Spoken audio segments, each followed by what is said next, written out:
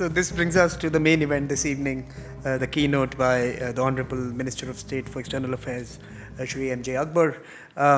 It's very difficult to capture his experience and his persona by way of an introduction. But for this particular conference, let me just bring out a few of his experiences and accomplishments.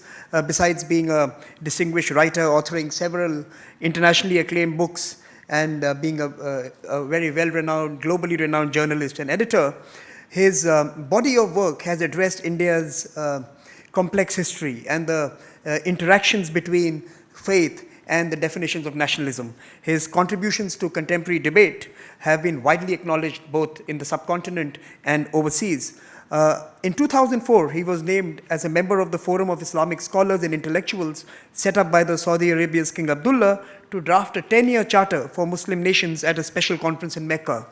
In March 2006, he joined the Brookings Institution in Washington as a visiting fellow in the Brookings Project on US policy towards the Islamic world.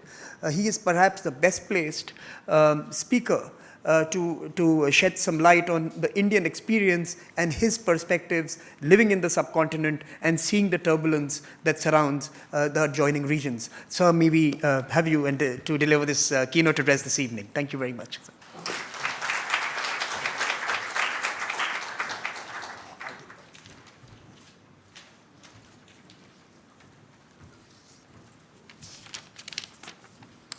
Thank you very much. Thank you, Sanjay, for inviting me.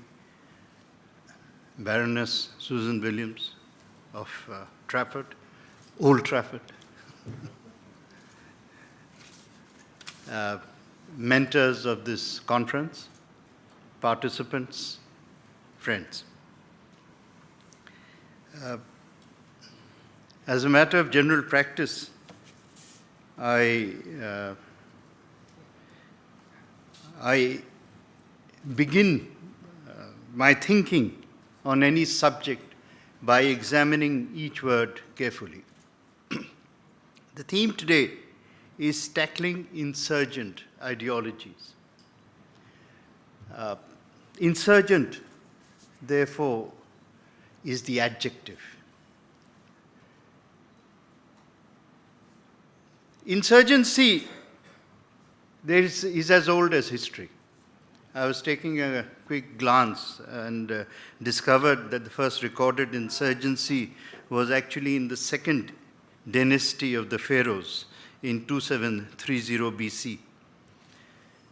Nor has insurgency a very familiar way of actually challenging the status quo in the past, particularly in the age of conquest and empires.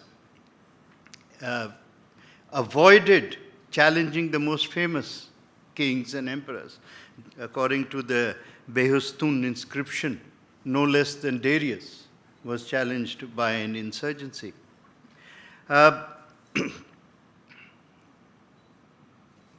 Actually, insurgents have been popular heroes, whether it is Spartacus, whether there's a Boudica, whether it is in the folklore, people's lore of many societies. The challenge that we face today is not simply in the idea of insurgency, but in the ideologies which have risen in order to take the idea of insurgency into a very complex new direction. By new, I mean that this is probably the work of the last 200 to 300 years, which in historical terms still must be considered comparatively new, because between the origin, between the seed and the flowering even of poison ivy, it takes time. The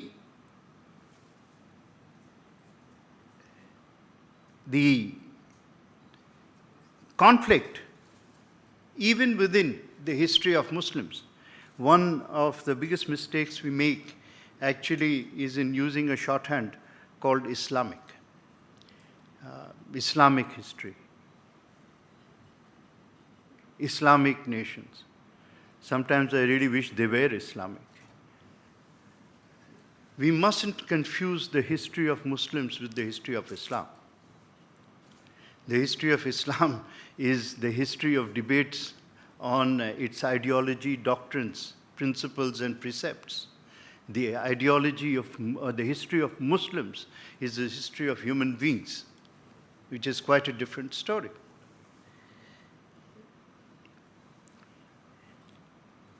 The challenge that we face today has risen and can be recognized from the vantage point of Delhi in a very interesting manner. You stand in Delhi and look east.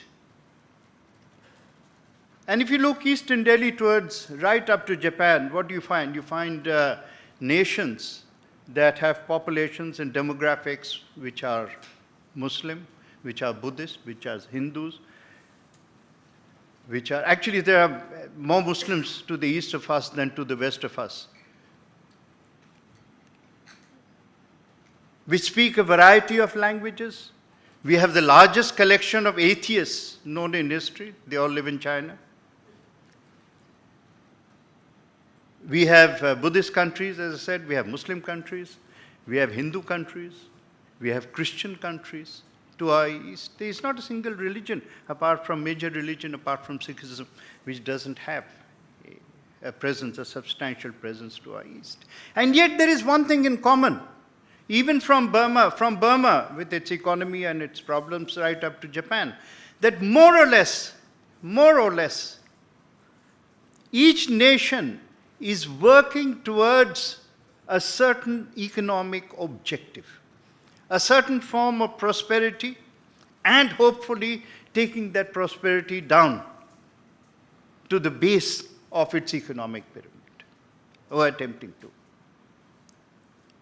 But if you look west from India, you come to a very interesting historical geopolitical phenomenon. I'm not going to name countries, but the number of countries whose governments are fully in control of their geography can be counted on the fingers of one hand. From here, right up to the Sahel.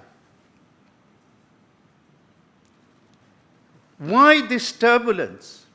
But from the west of Delhi actually lie the successor states of the last two Muslim empires, the Mughal and the Ottoman.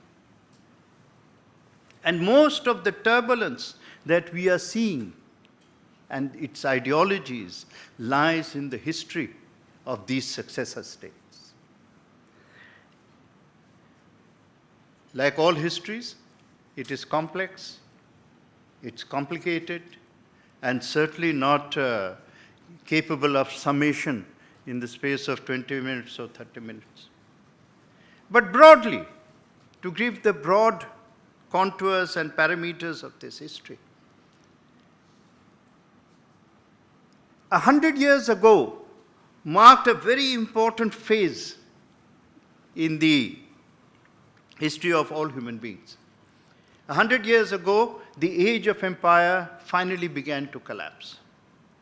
Within another 25 years, at the end of the First World War, we saw the end of the Tsarist Empire, you saw the end of the Austrian-Hungarian Empire, you saw the end of the German Empire, you saw the end of the Ottoman Empire.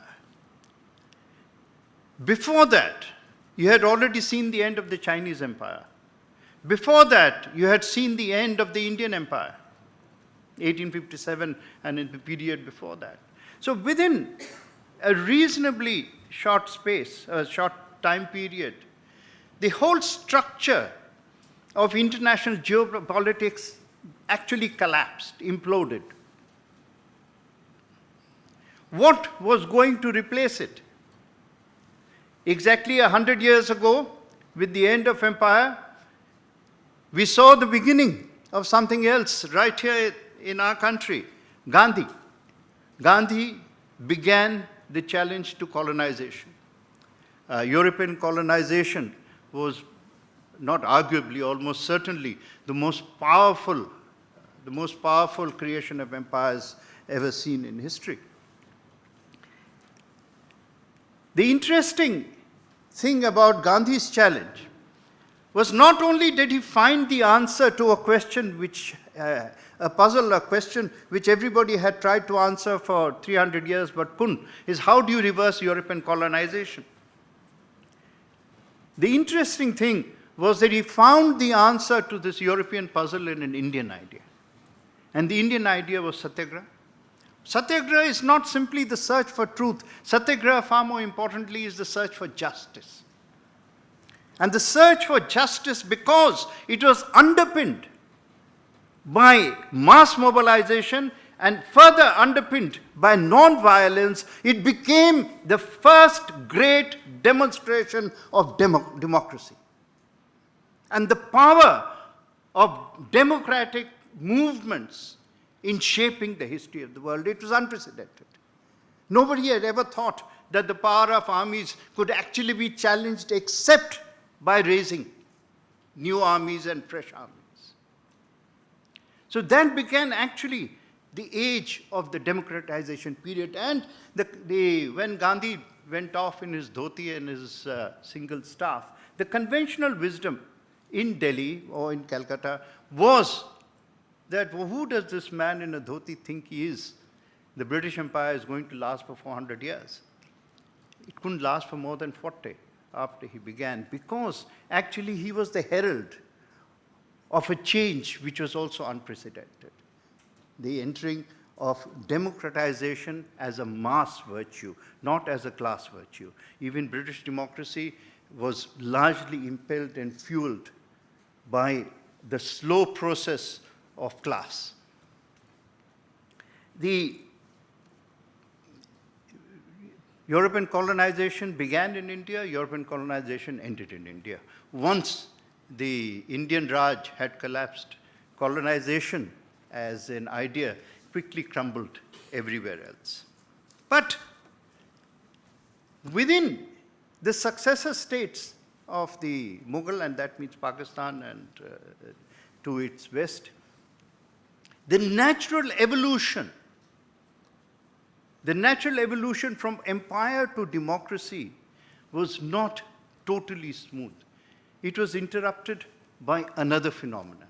It was interrupted by a phenomenon that had been whispering for about at least 100 years, 150 years before that. But it had found voice in two seers. One, the famous seer was Abdul Wahab of Saudi Arabia, who began the Wahhabi movement, but there was equally a similar kind of movement in India led by Shah Waliullah. And they both actually were impelled by the same logic. And this logic is again, can be summed up by the answer to that famous question posed, which is known as the Medina question, that how does a small group of Bedu with no known history of success rise from Medina and become a world power?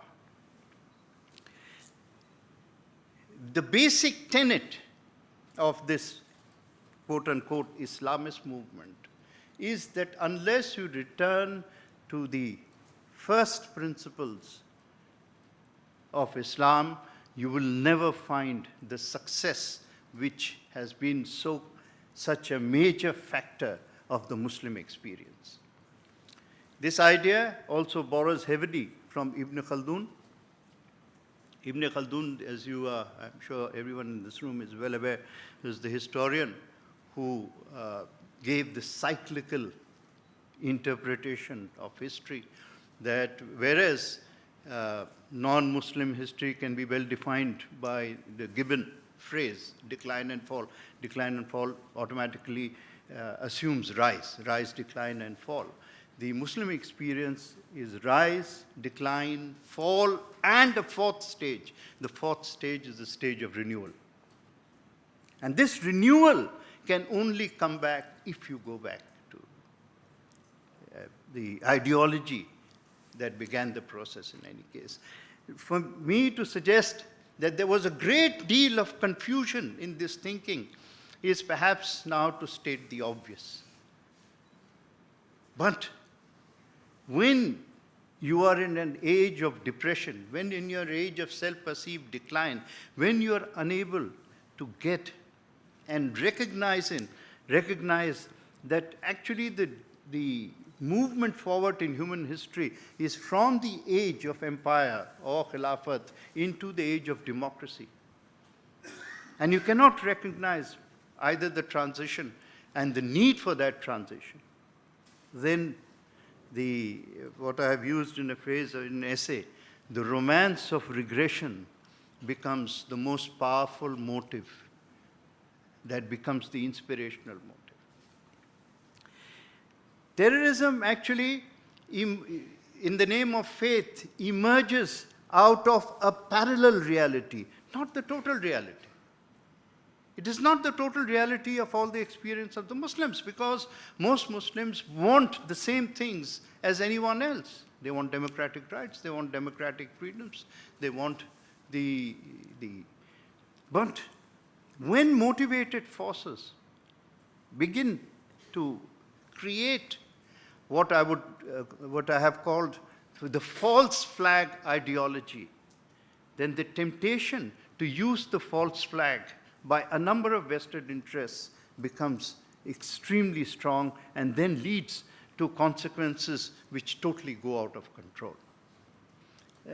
If you want a specific idea of the consequences, all you have to do is see the justifications and the realities that were created around the war in Afghanistan. And then notice that those who had created the justifications then became victims of it and now don't know what to do about the problem that they themselves created. These ideologies, and particularly in this case, actually are anti-modern for one or for two very important reasons. Number one, when the age of empire collapsed, what was the idea that filled the vacuum?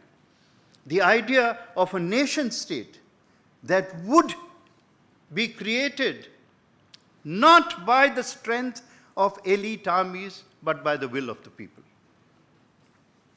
The architecture of international stability was basically built around the emergence of the nation state. In 1919, 1920, there were only about, I would say 60 or 55, what I would perhaps more accurately call political spaces. Today, there are 192 or even more countries in the United Nations.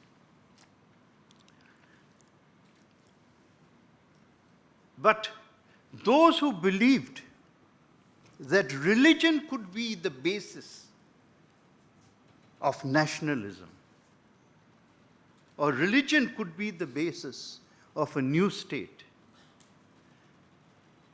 actually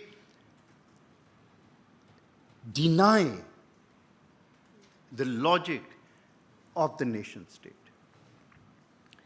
They also deny the doctrines of the Quran, because Islam is a brotherhood. Islam is not a nationhood.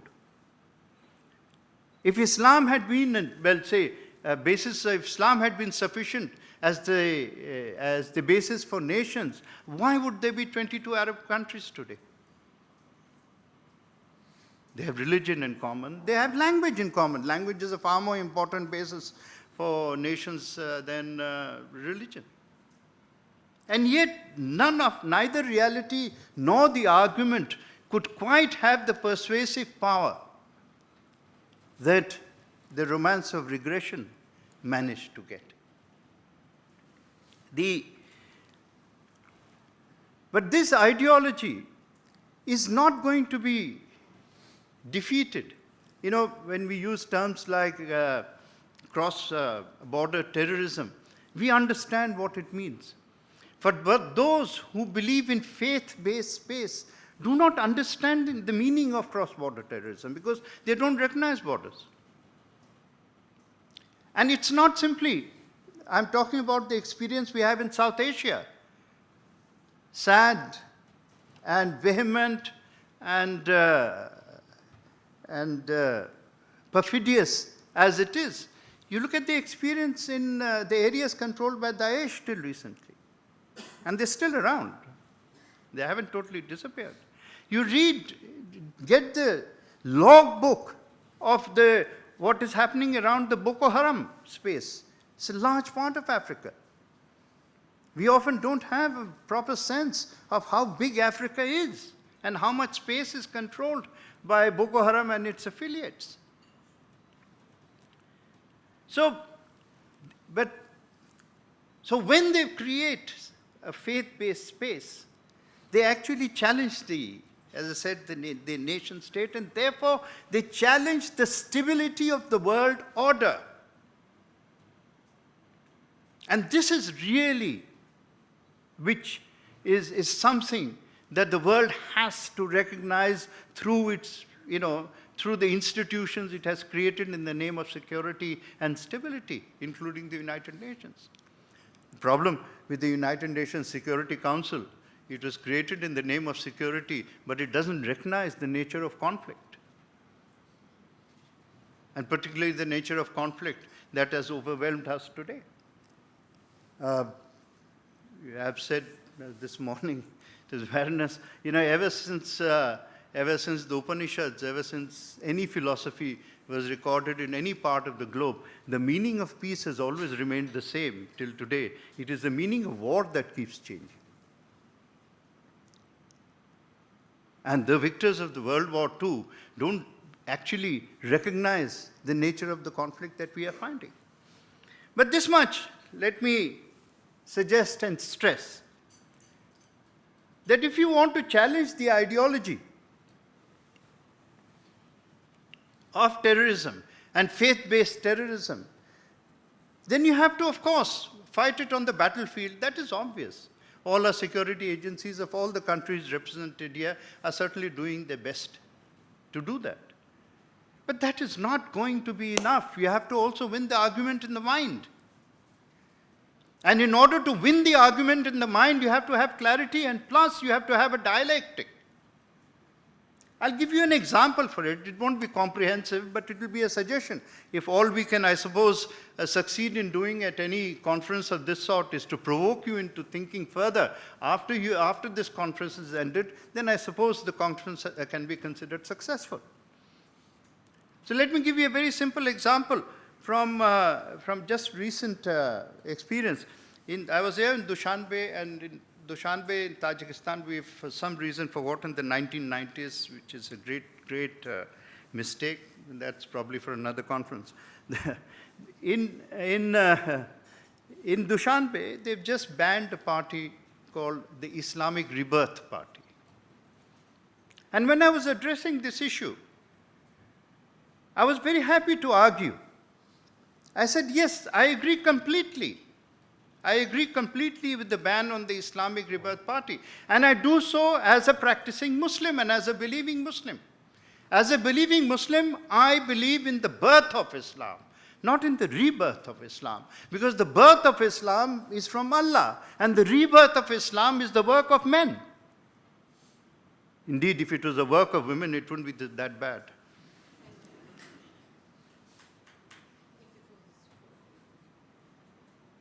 The Islam that was born in the 7th century meant the message of peace. Today it has been given a rebirth and made synonymous with violence. The Islam that came at that time offered pluralism. Lakum dinatum wa iliya din. Your faith for you and my faith for me, which is as good a definition of secularism as I have found. The Islam that has been reborn by men has actually been producing horrors in the name of faith supremacy. That is the real challenge we are facing. We are facing the challenge to civilization from those who believe in faith supremacy, whereas I hope everyone sitting here, at least at the very minimum, believes in faith equality. as a constitutional principle by which we can all live together, irrespective of what faith we might have, and leave judgment to God. I mean, in any case, the war verses of the Quran there are only 108 or 109 war verses in the Quran. Out of the number of verses is about 6,500. And the most popular metaphor in the Quran is nothing to do with war. It is the metaphor of a garden, and the verses of a garden which promises peace, because Jannah is a garden.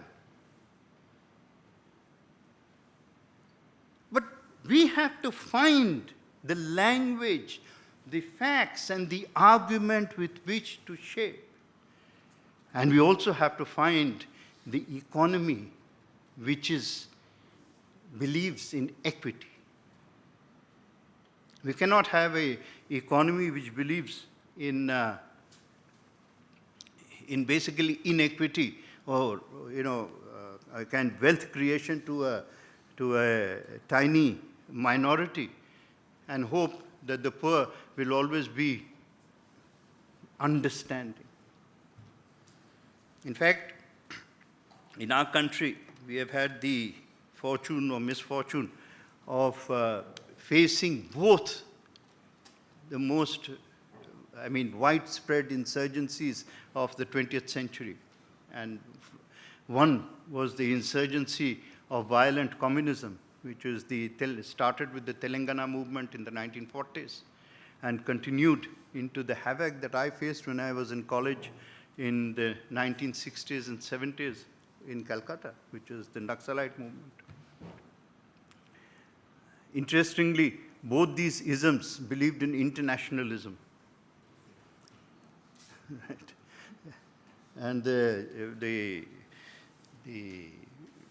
doctrine of Naxalism was Chairman Mao is our chairman. And of course, power grows out of the barrel of a gun. Today, the reason why Indian Muslims are not falling victim to this temptation of Islamist violence is because, and I hope I am not wrong in saying, that Indian Muslims are the only Muslims in the world who have enjoyed 7 decades of sustained democracy. There is no other community. So have been the Indian Hindus, which is why both Hindus, Muslims, Sikhs, and all Indians have resisted the temptations which have become a fever in so many countries in our very neighborhood. We haven't, of course, it would be facile and incorrect to suggest that we have completely eliminated the problem. We can't completely eliminate the problem as long as there's a sanctuary to our immediate west. But given the sheer numbers and the sheer potential that exists in our country, the sheer enormous variety of India, I think what we have achieved is something totally and quite remarkable.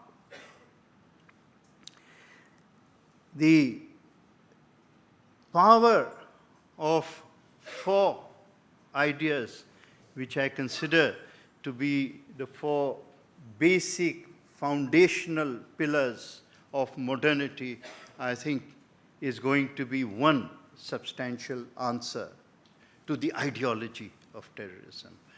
And these are the 4 pillars, are what I consider the pillars of modernity.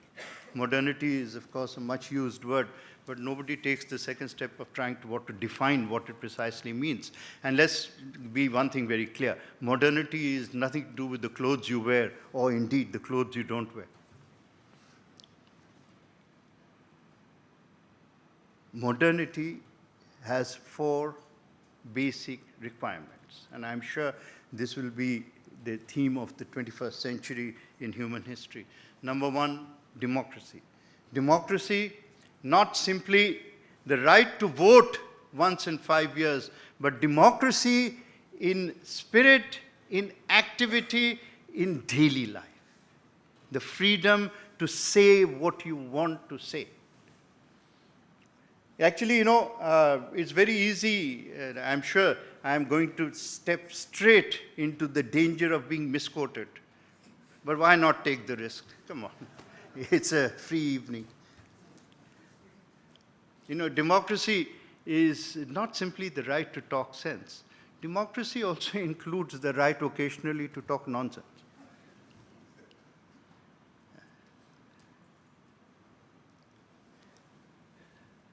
Number two, faith equality, which means the freedom to profess any faith you want and not merely be seen as equal before the law.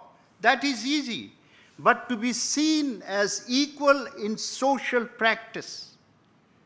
That means the law of the people, not simply the law of governments. And I'm proud to say that I belong and I'm a proud citizen of a country where each day begins with the azan, followed closely by the temple bells of the Hanuman temple, followed closely by the recitation from the Gurdwara of the Granth Sahib, and followed on Sundays by the peal of church bells. And since, of course, we are in India, everything is audible. We don't believe in silent secularism. But it's extremely important. Modernity is the right to believe. Modernity is the right to be an atheist if you so wish. It's perfectly your privilege. Number three, gender equality. You cannot be a modern nation anymore without gender equality, and gender equality begins from gender empowerment. It begins from gender economic empowerment. So I'm absolutely delighted when these statistics come up that out of the 120 million loans taken under the Mudra scheme, the scheme of small loans, over 75% of these loans have gone to women. Now that's economic empowerment. That is change at the base of the economic pyramid. It's going to have much longer lasting effects than the transitions of democratic behavior. And number four, economic equity. There's nothing called economic equality, it will never happen, but economic equity, which means the poor must feel that they are part of the rising economy of any nation. And therefore, anyone who advocates, and I've heard this phrase almost to, with the death of me, this World Bank sponsored or IMF sponsored phrase, the trickle-down theory. It's a nonsense. It means that those who have swimming pools will get a waterfall and those who are dying of thirst will get a trickle. It's non-sustainable. What we need is a waterfall to the bottom. And let those at the top with swimming pools be content for a while with the trickle, if that is what they have to do with for the moment. Until we get equity into our relationships across the line. But basically, if you want to fight maverick radicalism, you have to do that by getting the center space right. And as long as the center space is not right, there will be leakage of radicalism into this with consequences that we may or may not always be able to control. But thank you very much for your patience. And I hope that this conference helps create the most important requirement, which is understanding. And if you can get a little more understanding, maybe we will be a step or two closer to that horizon of dreams, the horizon of solutions. Thank you.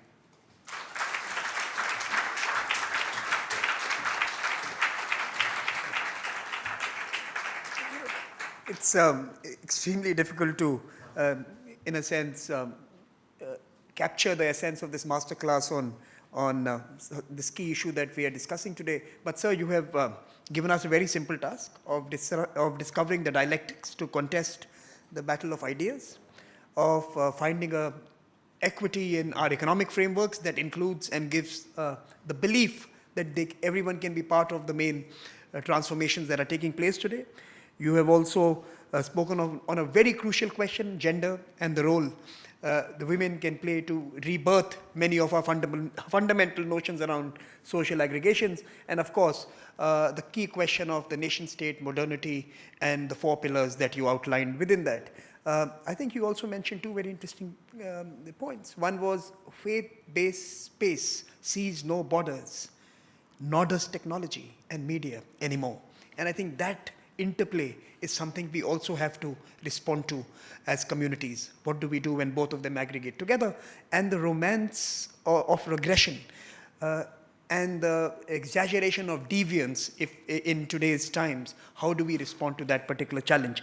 I think you've given us a very simple task for the next 2 days, but you've also, with your speech, already provoked a great degree of thought. And in many ways, courtesy your speech, I believe this conference has already succeeded in making people think beyond the silos that they engage with. So thank you very much, sir.